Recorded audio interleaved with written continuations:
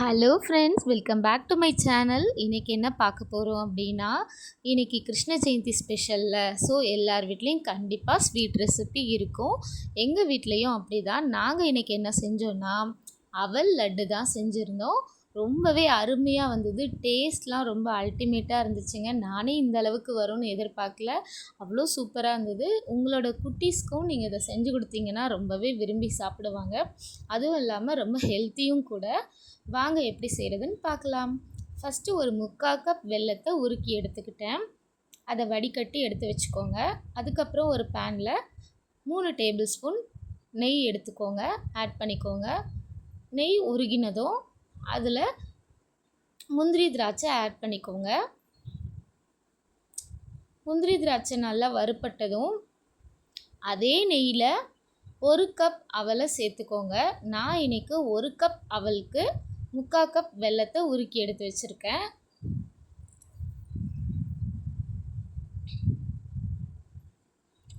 இந்த மாதிரி நல்லா ஃப்ரை பண்ணி எடுத்துக்கிட்டு அது கூடவே அவலை சேர்த்து நல்லா ஃப்ரை பண்ணுங்க.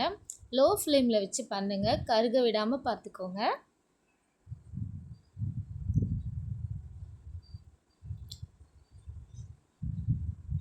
ரொம்பவும் வறுத்துட்டிங்க அப்படின்னா கருகி போயிடும். அதனால் லோ ஃப்ளேமில் வச்சு நல்லா வறுத்து எடுத்துங்க. அது கூடவே 1/4 கப் பொட்டுக்கடலையும் ஆட் பண்ணிக்கோங்க. அது ஒரு 1 மினிட் வறுத்து எடுத்துக்கோங்க. நல்லா ஃப்ரை பண்ணி எடுத்ததும் அதை எடுத்து தட்டில் ஆற விட்டுருங்க. அதுக்கப்புறம் கொஞ்சமாக தேங்காய் துருவல் எடுத்துக்கிட்டேன். அதையும் நல்லா ஃப்ரை பண்ணி எடுத்துக்கிட்டேன். ஏன் அப்படின்னா இதை நம்ம ராவாவும் சேர்க்கலாம், இந்த மாதிரி ஃப்ரை பண்ணியும் சேர்த்துக்கலாம். ஃப்ரை பண்ணி சேர்க்கும்போது லட்டு சீக்கிரமாக கெட்டு போகாது. அவ்வளோதாங்க. இதை மிக்ஸி ஜாரில் ஆட் பண்ணிக்கணும். கூடவே ஒரு 5 ஏலக்காய் சேர்த்துக்கிட்டு நல்லா கொரகொரப்பாக அரைச்சிக்கோங்க. ரவை பதத்துக்கு இருந்தால் சூப்பராக இருக்கும் லட்டு. இந்த மாதிரி எடுத்து ஒரு தட்டில் ஆற வச்சுக்கோங்க. அதுக்கப்புறம் பேனில் நம்ம எடுத்து வச்சுருந்த வெள்ளை தண்ணியும் அது கூடவே தேங்காய் துருவலையும் நம்ம அரைச்சி வச்சுருந்த அவல் பொட்டுக்கடலை எல்லாத்தையும் சேர்த்து நல்லா கிளறி விட்டுக்கோங்க. 1 நிமிஷம் அப்படியே விட்டுட்டு ஆஃப் பண்ணிவிடுங்க ஸ்டவ்வை.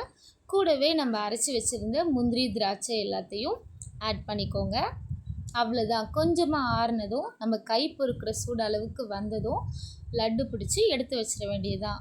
சூப்பராக இருந்துச்சுங்க லட்டு. கண்டிப்பாக ட்ரை பண்ணி பாருங்கள். ரொம்ப ஈஸியான ஒரு ரெசிபின்னு சொல்லலாம். இதை நீங்கள் ஸ்கூல் டைமில் கூட ஸ்நாக்ஸுக்கு செஞ்சு கொடுத்தீங்கன்னா ரொம்பவே சூப்பராக இருக்கும். இந்த வீடியோ பிடிச்சிருந்தா லைக் பண்ணுங்கள் ஃப்ரெண்ட்ஸ், ஷேர் பண்ணுங்கள், கமெண்ட் பண்ணுங்கள் எப்படி இருக்குன்னு சொல்லிவிட்டு ட்ரை பண்ணுங்கள். தேங்க்யூ ஃப்ரெண்ட்ஸ், பாய்.